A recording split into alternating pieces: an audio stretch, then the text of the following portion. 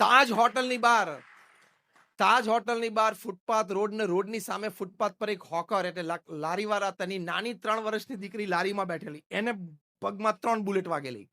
કારણ કે આ તો ઊંધાધૂંધ છૂટતી હતી બુલેટ AK-56 માંથી, એટલે બારી દરવાજા ખુલ્લા અથવા તો બારીઓ તેને વિધિન સામે જતી રહે. તે નાની 3 વર્ષની બાળકીને 3 ગોળી પગમાં વાગેલી, એમને હોસ્પિટલમાં દાખલ કરેલી. અને સિરિયસ એ નાની બાળકી રતન ટાટાને રાત્રે 11 વાગે સમાચાર મળ્યા. જે દિવસે લગભગ એમણે 20 થી 25 જેટલા ફ્યુનરલ્સ અટેન્ડ કરેલા, દરેક કર્મચારીની અંતિમ વિધિમાં હાજર રહેલા, 72 વર્ષની ઉંમરે. એમને રાત્રે 11 વાગે જયારે આરામમાં જતા હતા, સખત થાક, ત્યારે એમના સેક્રેટરી સમાચાર આપ્યા કે આવો એક પ્રસંગ બન્યો છે.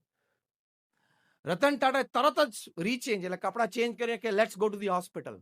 એમના સેક્રેટરી કીધું કે સર આપણે કાલે જઈ શકીએ છીએ, I want to go now, મારે દીકરીને જોવા જવું છે.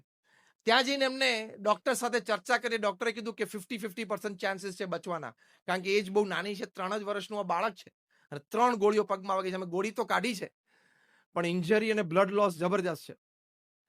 રતન ટાટાએ કીધું કે તમે what best you can do for her. તો કે સર એને આઈસીયુમાં તાત્કાલિક એર એમ્બ્યુલન્સમાં જો લંડન લઈ જવામાં આવે તો આની માટેના સ્પેશિયાલિસ્ટ ડોક્ટર ત્યાં છે,